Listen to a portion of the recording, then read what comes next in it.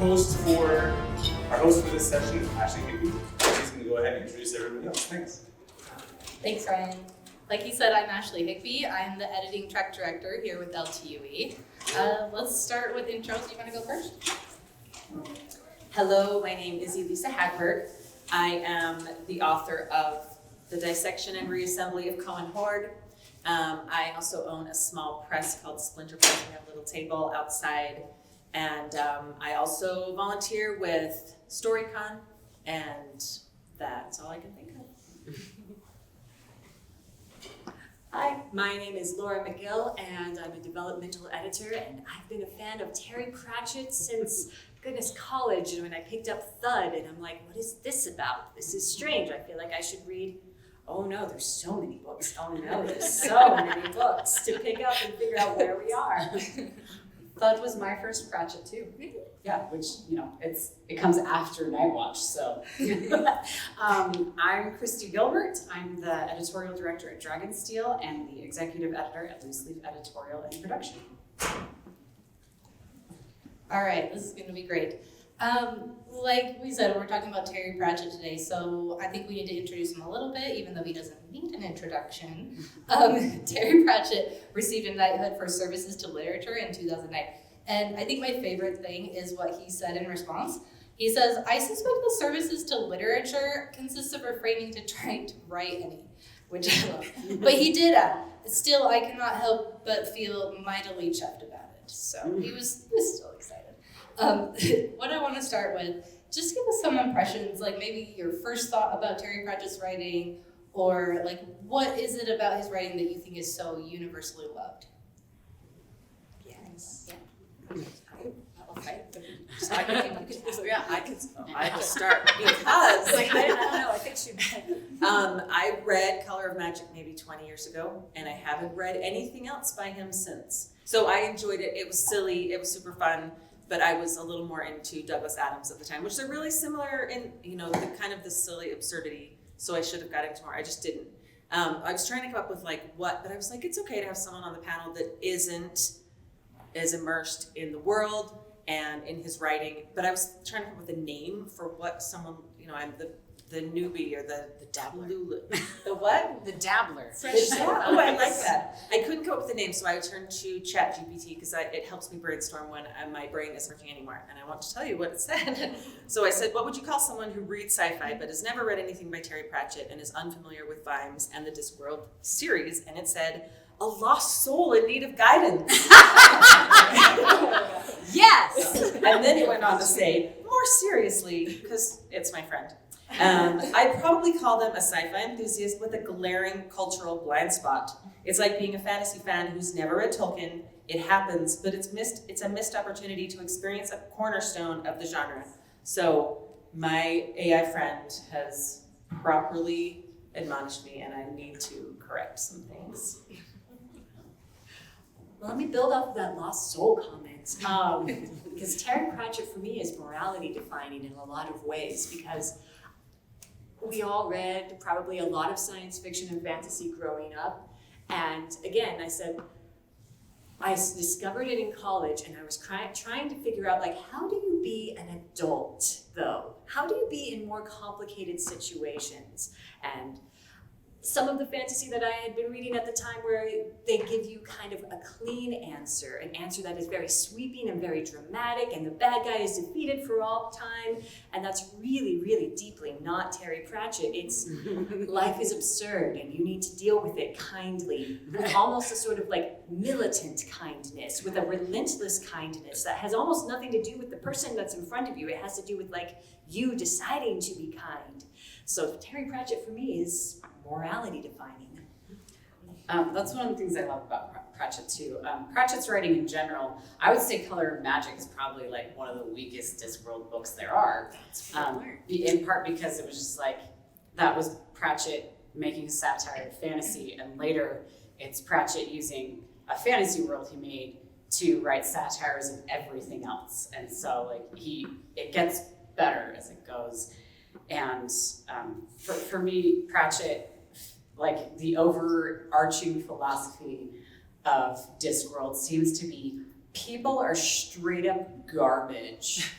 and somehow they're worth it anyway when it is like the best version of yourself that you can bring to any situation.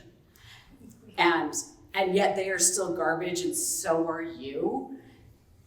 And still it's worth trying. and there's something beautiful about, there's something hopeful and full of faith and beauty in just saying, yeah, our city is a pile of trash, but also it's the best. It's our pile of trash, so help me.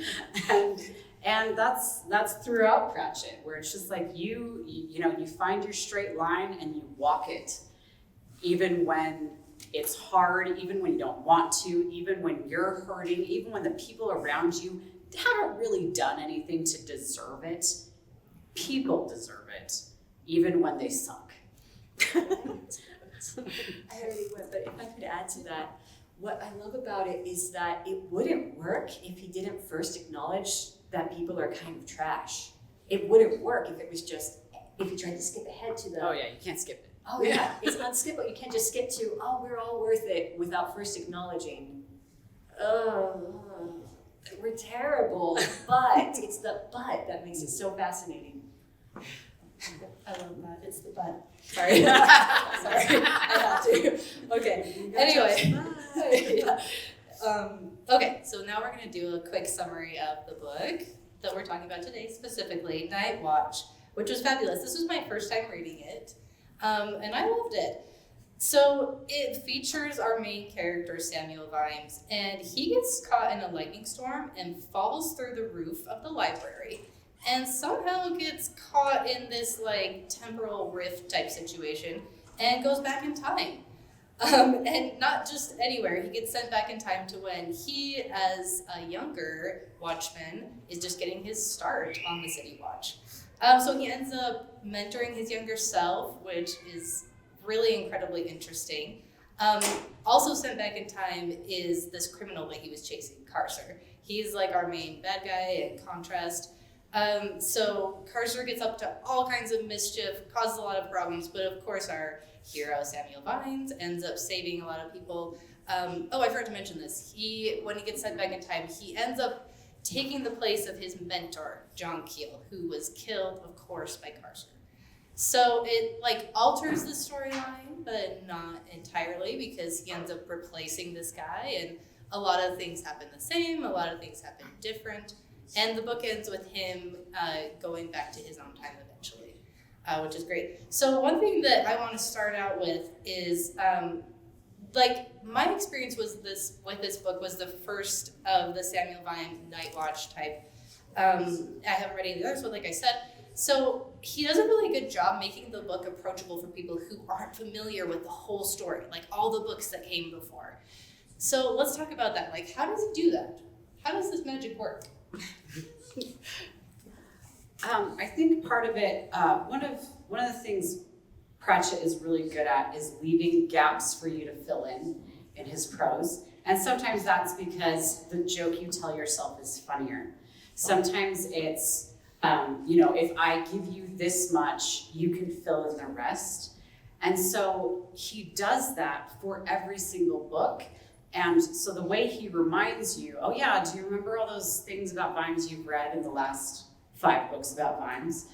It also works to establish Vimes for new people. So there's one part where, sorry, I actually have the quote up here, where he is kind of reintroducing to some people, or introducing the Assassin's Guild in the city of Ankh-Morpork, and he's saying, the Assassin's Guild has rules, and that's why Sam in the introductory scene is able to just catch this assassin super easily, because the Assassin's Guild was easy to outwit. They had strict rules, which they followed quite honorably, and this was fine by Vimes, who, in certain practical areas, had no rules whatsoever. And so it helps establish for you, Sam Vimes is going to be some sort of street fighty, trickstery person who sometimes just wants to stay alive and doesn't really care how you get there. And it reminds you of that, or establishes it for the first time. And he does it in a way that, and part of it is leaving space for the reader to make assumptions, to fill in the gaps. And you can do that with past knowledge or just with like social awareness. What would you expect of someone who in certain practical areas has no rules whatsoever? And you can kind of fill it in, and you don't need to have read Vimes for 5 books to get there. He also has very self-contained conflicts. You've got the beginning, middle, and end that are all in this book, and you don't need to have read the previous series, the previous books, to feel like you had a satisfying conclusion, because it's not like building up to some sort of Avengers Endgame. It's just largely self-contained with all of these inside jokes, and he'll take the time to reintroduce you to a character. Like every time he introduces Nobby Nobbs in whatever book, they'll say like, oh yeah, he's one of the few human beings who has to carry around like a card certifying that he is a human being, because he's just a weird looking dude. And he does it so masterfully that if you've read, all of his books forever, you're like, it's an inside joke. I remember when you did it the other time. You don't get tired of it. I don't know why we don't get tired of it. It's just funny enough. I think for me, I think it's part of his writing style, because he kind of introduces every character as though you should already know who it was. So he's talking about someone, and at first, as I was getting his story, I was like, should I know who this person is? It sounds like I should know who they are, but I don't know who they are. But then you just kind of get used to the way, that's how everyone's introduced. Yes, you should know who this is. Catch up was sort of how it was. So then you just go along, and here's another character that you aren't really familiar with, but you figure it out. So it's part of the way that he told the story, was just like, yes, you're here, catch up. I love that. Especially in Night Watch, because Night Watch, you've got Vimes' present and Vimes' past. And a lot of the whole point is contrasting the past and the present. And so from someone who was writing a series and didn't want it to be an entry point, you honestly could have thrown Vimes into the past at the very beginning. Because it's like, you know Vimes from all the other books, and we're just gonna throw them into the past and you're gonna remember all this stuff. But Pratchett spends, several scenes establishing this is what Vimes' present looks like. He's married, he's waiting for the birth of his son, he's in charge of all these cops, he can't remember all their names, and even though he's really sad when they die, he will look them up and write these letters, and he has all these meetings, and he has to wear this stupid armor, and he feels like a class traitor. And all that gets established so that when he goes back to when, young Sam Vimes did not have fancy armor, you've already, we have the contrast points. And if he weren't trying to make an entry point, he wouldn't have had to spend nearly as many scenes establishing what does now look like for Sam Vimes. But it also doesn't take that many scenes to establish what now looks like for Sam Vimes. I think it's also a bit of a wonderful cheat, because we're directly in Vimes' point of view. And the thing, if he's not confused about something, the reader will just follow along with it. We're like, I guess we'll get a wizard to fix it. And the reader isn't like, what? Did we establish wizardry earlier? And the fact that Vimes is like, wizards, no big deal. We're like, okay, I guess that's not a big deal. But when he's confused about something, am I in the past? Then we know that that's a relevant conflict. So when we're directly in his head and he's such a specific, interesting voice, that's when we know this is the conflict. Think about this book right here. Don't worry about stuff that I might have said in a previous book. That's not important. What's important is what Vimes is worried about. Yeah, I think there's a lot to be said, like you were saying earlier, about how many things are left unsaid, just for you to figure it out, just based on what's happening, based on how he's reacting to other people around him. I feel like I got to know him right there, if that makes any sense. Okay, I want to talk a little bit more about Sam while we're kind of on that subject, because he has such a fascinating internal conflict in his life. He's battling his inner beast. So what are your thoughts? I loved it.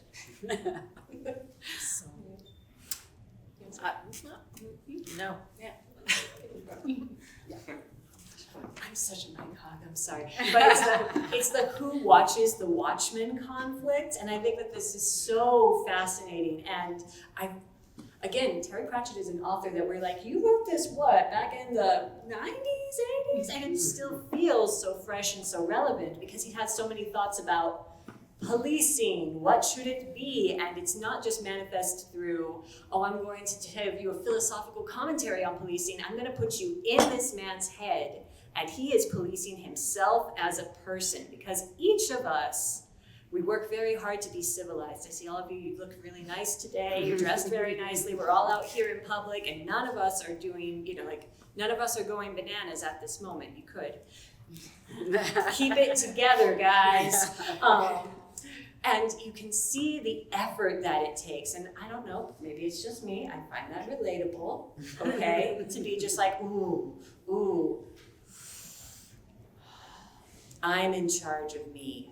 I'm responsible for me. And then, oh no, I'm also responsible for these people. Oh, and I'm also responsible for these people. And he has all of these responsibilities. And in some ways, when he goes back to a time in his life when he's younger and he doesn't have all of those, I think that's kind of refreshing for him, but at the same time, he's like, I have to be my own mentor as well and teach myself all of the restraint, all of the, the alertness that I have had to accumulate in order to be a responsible policeman and also a responsible citizen, a person.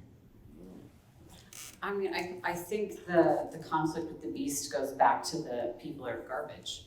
The beast, Vimes doesn't see the beast as intelligent. The beast is part of him. The beast is all violence and aggression and some of his vigilance and his wariness. And that is a tool, and it's also a liability. And so you see him trying to find all the ways to use the beast, but also know that's not something that gets to run the world.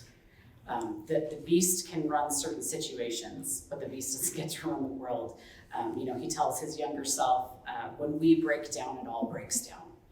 And he's talking about, policing, but I think he's also talking about when you as an individual decide it's not worth policing yourself anymore, when you yourself break down and decide it's not worth chasing a higher ideal, you're contributing to everything else breaking down. And someone else breaking down doesn't justify you breaking down. You are responsible for managing your own beast. And I think in some ways that's the purpose of Carcer is like a foil, because he mentions that Carcer he's not stupid. He was this very intelligent man who wasn't even crazy. He said he was very sane, but he had just looked at the world and decided that the rules didn't actually apply to him, and he could do whatever he wanted. And then he did, and he ends up being this terribly horrible, murderous person because why not? Why can't I do anything I want? So, which I think is even that makes Vimes hate him even more, because he could have made a better choice in his life, but had just decided, I can do this because I can do whatever I want. Because anyone can do whatever they want, but you're not supposed to. You have to make a better choice. Murder. I love that. There's actually a part in the book where he says he's talking about the beast and he's comparing himself to Carcer a little bit, and he says the shield of the city watch is what keeps him in check, the beast. And he's talking about how Carcer doesn't have one. He doesn't have a check. So like you said, he just does whatever he wants, and you can see that in Vimes in the moments where he lets the beast out. There's even one part where he takes off his shield at the very end, and he's just full beast, because he's so upset and he wants to end it. But that was just fascinating to me, and he does a good job of telling us that, but not in a prescriptive way, like this is the moral of the story. Like it's very much this is the line, don't cross it. Like he doesn't tell you where the line is. He just says you have to have one, right? Yes, exactly. You just have to have the line. You need the badge. Keep it in check, everyone. Okay. Yeah, it's great. So moving on a little bit, and I'm going to read this because Christy came up with this idea, and I cannot word it better. So here we go. It was great, Christy. So I want to talk about Pratchett's approach to people and society, like philosophically. like the weirdly hopeful, humanistic nihilism of it all. Right? I couldn't put that together. That's great. Like those words? Yeah. Well, Okay. thank you. Yeah, so what do we think about that?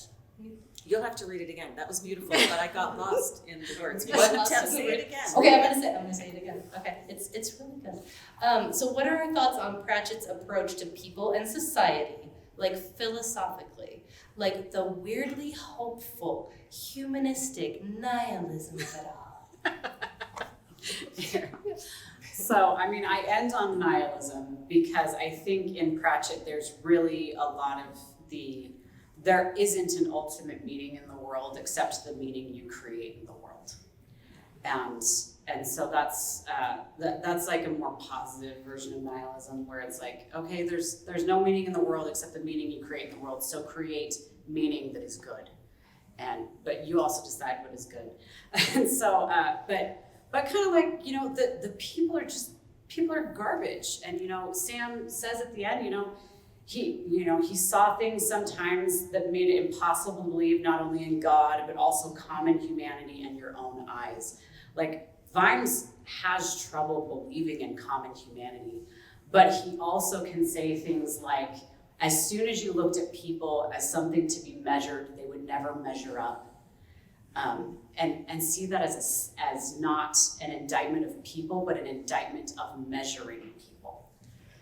And I think that's beautiful because there's lots of examples of people trying to measure others in the book. I mean, there's physically, Captain Swing literally measuring your head to decide if you're a good or bad person. But there's also, there's Reggie who just wants to make society better and is just so disappointed by this old woman being like, we're not boy joys.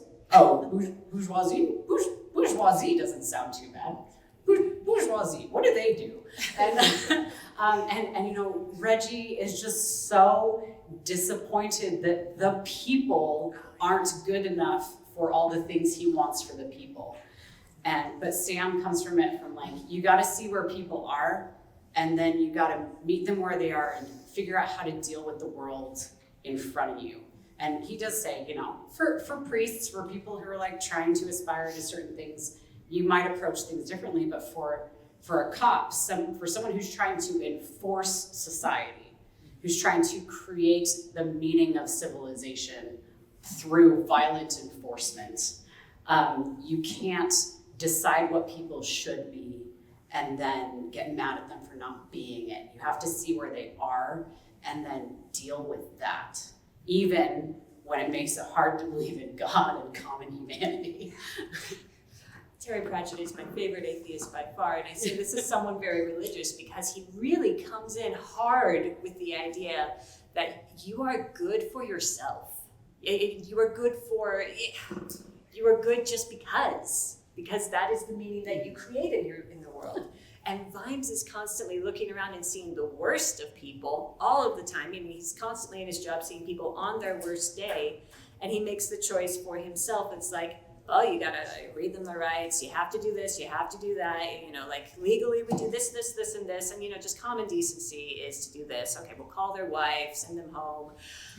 And also you see this when he confronts Carcer. He has all kinds of options for what he could do to the bad guy who has made this personal, and a good bad guy always makes it personal. And ultimately, what he always makes is a practical but moral choice. It's never a warm and fuzzy moral choice. It's always a practical moral choice. And that makes it easy to respect. That was beautiful. Thanks. Okay. If you think of something, let me know. Oh, Christy.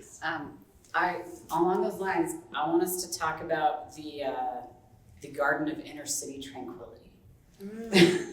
If you don't remember, that's the fun little Zen garden in the back of the Time Monk's temple that has, rocks and also cigarette butts and different things that are all parts of the pattern.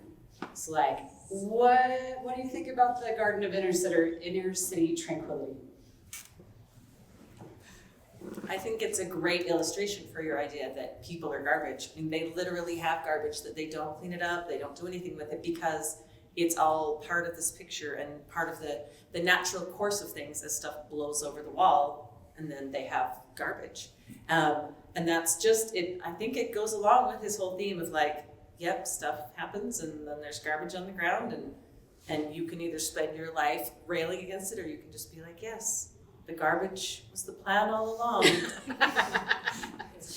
I love that. I feel like people forget about garbage sometimes. You know, like it exists. The waste that we create doesn't go anywhere. And so I particularly liked that.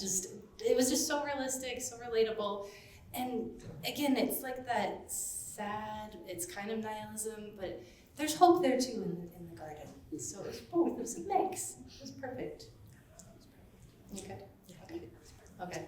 I wanted to say one more thing about this concept because for me it was the time monks and the contrast to Vimes because he was very worried about messing up the timeline, right? He was constantly stressed about it. And the monks just kept saying, oh, it's okay. That's okay. We're going to fix it.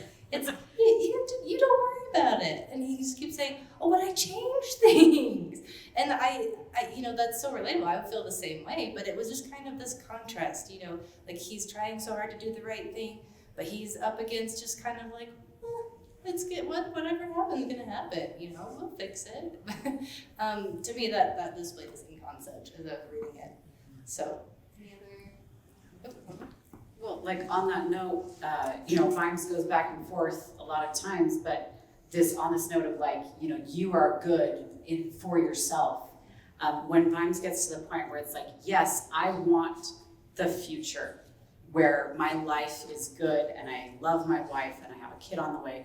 I want that future. But if the cost of that future means that I have to stop making the best decision I can right now, the cost is too high. To keep being the Vimes that is valuable to Vimes, he has to fight with every trick that he has to try to make that little corner of the universe better, even if it costs him personally. He's still gonna try to do those things. And and history didn't change. Everyone who died still died. Like he didn't change anything, but Vimes also didn't have to change to get back to his present. He stayed Vimes. He says, the past had changed, but the people didn't. The people stayed the same, and he got to stay the version of himself that a younger self could look up to. I'm going off on a bit of a tangent, but I love the idea that he taught himself, he mentored himself, and I feel like in case we missed the metaphor, in case we missed that, we're going to time travel back to the guy who taught me everything I know about policing. Oh, surprise, it was me in the future. And he's been living in his head, like giving him all these rules on being a cop. And not only that, just to reinforce the metaphor, it's like, also, I'm expecting a son. I'm about to be a father. And I think that's such a beautiful metaphor because, you can't hope that somebody just kind of adopts you and teaches you everything that you need to know. At some point, you have to put the wisdom that you need together on your own and hope that you just kind of like come out with something good and that you're being good for yourself because it's meaningful to you. I keep repeating the thing that you said because I'm like, yeah, you're right, that is what I love. Okay. All right. I love that part too. I'll just say I thought it was fun to watch him because at the beginning of the book, I feel like he was a little bit more jaded in some ways, and then he gets thrown back in time and he has to be this mentor now. And so it changes him and prepares him for fatherhood, kind of like what you're saying. So cool moment there. I want to lighten it up for just a minute. Do we have a favorite moment from the book? While you're thinking, I'm going to tell you mine. Yes, please. Yeah. Okay. So they make these barricades during this revolution portion of the book, and there's this one moment where the grannies climb to the top of the barricade, and they're like shaming their grandsons who are on the other side and getting them to come over. They're like, "Come to dinner. We've missed you. We haven't seen you in so long." And I laughed out loud. I thought that was brilliant. It was so humorous at definitely a serious moment. The grannies are definitely my favorite joke. Like the grannies on the barricades, whether they're stabbing through the holes or shaming the soldiers from the top. The grannies on the barricades are by far the best joke. I think the line that gets me every time, and it's in that scene with Carcer when he says, "I'm hurting and I'm doing it by the book anyway." And that for me feels like the moral theme of the book is like, even when you're hurting, you do it the right way. But the grannies are the best. I was listening to the audiobook this week to remind myself of everything, and I re-listened about the grannies a few times just because it makes me so happy every time. This part is probably a little less funny. It's a lot less funny. But I loved when he was, so we haven't really talked about the secret police yet. Yeah, the secret police. I really enjoyed his interactions with the secret police when he's like, okay, I'm under a corrupt system. Arkeen is like the worst, or not Keen, but before the patrician, in the past, Lord, what's his name, who was terrible and had like a murder basement. No, yeah, before the patrician. I know he's before Bednari. Yeah, I just can't remember what they called the guy. I don't know what they call Lord the guy. Winder. Yeah, Lord Winder. Yes. Oh, Yeah, they're like, he was the worst. He had a torture basement. But yeah, his secret police and the way that Vimes interacted with them, which was legal and obstructionist each time. He's like, well, if I'm going to deliver the prisoners to you, you have to give me a receipt. And they were like, we don't do receipts. People just like disappear. And he's like, well, you have to do a receipt. Those are my rules. Those are the rules that, The are in my handbook. book. The handbook says, well, you've never done that before. Yeah, but the handbook.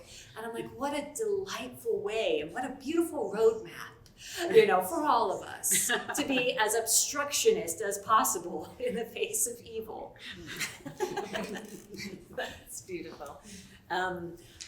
I kept highlighting parts, mostly just the parts that made me laugh, and I thought they were hilarious. And I was trying to pick my favorite out of these, and I'm not really sure, but Veterinary is an assassin, but he really specializes in being invisible. And so we get a lot of points of view from him as he talks about how he doesn't really talk about how, but as he works on becoming more and more invisible all the time. So there's a scene where from someone else's point of view, we know Veterinary is in the scene, but the other man can't see him. So this man he heard a rustle, so he went to check and it was empty. It says he thought it was completely empty, remarkably so, he thought later on. It was almost as if it was even more empty than it would be if there was just, no one in it. I love that as well, and all the talk about what is the color that he wears? Is it? It's dark green. Gray, Yeah, like dark green. Oh yeah, Dark dark green. It's not black, right? Because the dark green is less visible. And then there's the whole part about the book that he was learning from, right? Oh yeah, and he wraps it. He like finds the last 4 copies of this book that he loves, and he loves it too much to burn it, and so he just wraps it up in like the accounts of the accountants, volume 3 or something, and so it's his little disguised book, and that one makes me laugh every time too, because it's like, man, you filled 2 other books with crap about accountants.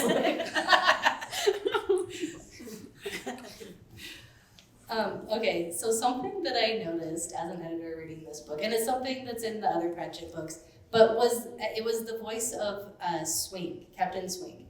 And I don't know if anyone else had any thoughts, but his dialogue is interesting. It took me a minute to understand what was happening there, because he talks with an unusual rhythm. He says things really fast, and then there's a pause. And I just want to talk a little bit about how Terry Pratchett does it, not only with him, but with other characters, to have a unique voice. I want to hear how it sounded on the audiobook, because I wasn't listening to it, so I want you to give us an impression. I'm not going to do an impression. Also, the version of the audiobook that I listened to, I don't think you can even get it on Audible anymore, because the license I expired. couldn't find it. Yeah, they're re-recording them, and they haven't gotten to Night Watch again. And so I bought it years and years ago, and so I can still download it. So it's going to be different by the time you can buy a new copy of the audiobook. But he just, if you haven't read the book, which you should have if you're here, but whatever. you'll have 2 or 3 words with no spaces between them. And that'll be when Swing is talking really fast and he's just rushing through a few words, and then there will be an ellipsis, and then he'll say another word and a few words normal pace, and then you'll get a few more words with no spaces. And so in the audiobook, the narrator just will like read really fast and then get to the next part. And so that's kind of how he does it. But this is something Pratchett does a lot, where he's not shy about making visual jokes in his writing.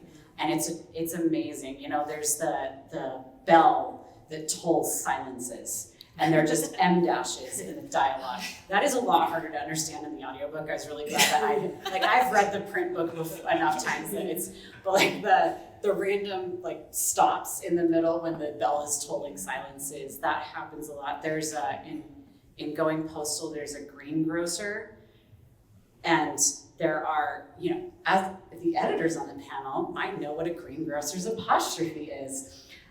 It's that random apostrophe that people stick in plural words for no reason. And the greengrocer just has apostrophes all over his dialogue. You can't translate it into audio. It doesn't happen. But there's just way too many apostrophes in the greengrocer's dialogue. And so I love that he will play with language like that. I think something that I love in Pratchett that I find lacking in a lot of books that I read, especially newer ones, I think he has fun, and he's willing to be like, there are going to be gaps in what I'm saying because I want you to be engaged in helping me create the meaning here. And if that means that people only get 90% of the jokes, I don't think Pratchett cared. He's like, I don't need you to get every joke that I'm laying down because I just want to have fun. I'm going to play. And so he leaves those gaps for the reader to fill. He'll do weird things like, I trust you as an adult reader to be able to know what these 3 words are, even though there aren't spaces between them. And he'll just go for it. And I think it's his willingness to know that every reader is only going to get 80 to 90% of the jokes, at most. Like that's like high end, you will get 80 to 90% of the jokes that he makes, and low end, you might only get 50 of them, but you're still going to laugh. The grannies will get you. But he's willing to accept that not every reader is going to follow him everywhere he goes, and that's okay.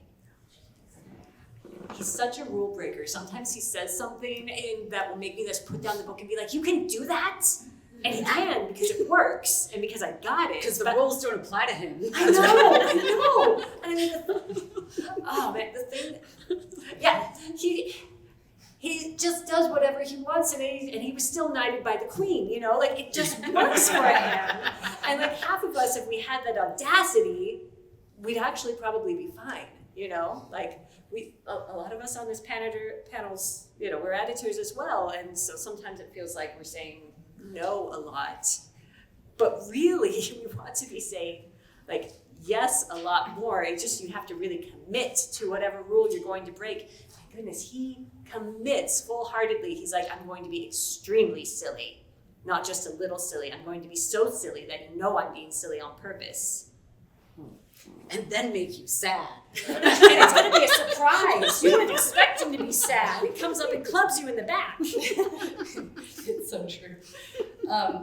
You guys are reminding me of my first experience with Pratchett, because I didn't have anyone who told me to read the book. I just picked it up. And I thought, based on the cover, that it was a normal fantasy book. And so I started reading it, and I was like, wait, what? I didn't know what to do at first. I was like, this is so funny. It's so silly. Like, I gotta slow down because I'm gonna miss all the jokes. So I think that's been, every time I picked up a book since then, and I knew what was happening now, I have to slow down because I can't read at a normal pace.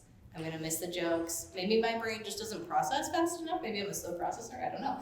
But I'm gonna catch them, you know? I don't wanna miss the fun because it's great.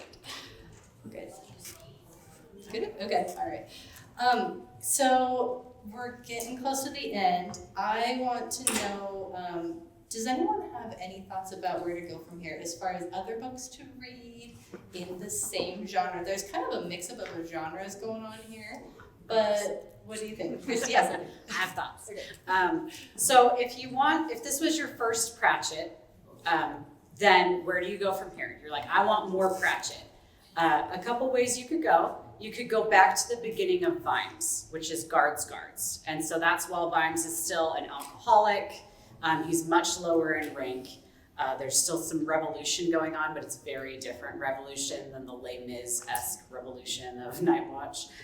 Or you could go to the next book for Vimes, which is Thud. That was our first Pratchett book, and you get to see Vimes as a father, and you also see a lot more of Vimes wrangling with the beast. The who watches the Watchmen theme becomes even more pronounced in Thud. If you're interested in time loops and you're like, man, the way that he dealt with time loops was kind of silly and it kind of hit on free will, and I'd like to see some other takes on that. There's This Is How You Lose the Time War by Amal El-Motar and Max Gladstone, or there's a short story by Ted Chiang called The Merchant and the Alchemist Gate. And those are really good time loop stories. If you want more revolution, maybe go revolution that maybe like deals with revolution more and not in silliness. Promise of Blood by Brian McClellan. Or if you're looking for more innovative urban warfare, it's a little light on the grannies, but it's high on using leavened dough. A Wizard's Guide to Defensive Bacon by T. Kingfisher. I'm going to need it. I know, she had Such good recommendations. She was prepared, yeah. While you guys think, this is not, it's more of like a middle grade read, but I read it recently with my kids and it reminded me of something kind of Pratchett-y, but to introduce to younger kids. I bet a lot of you have read The Phantom Tollbooth.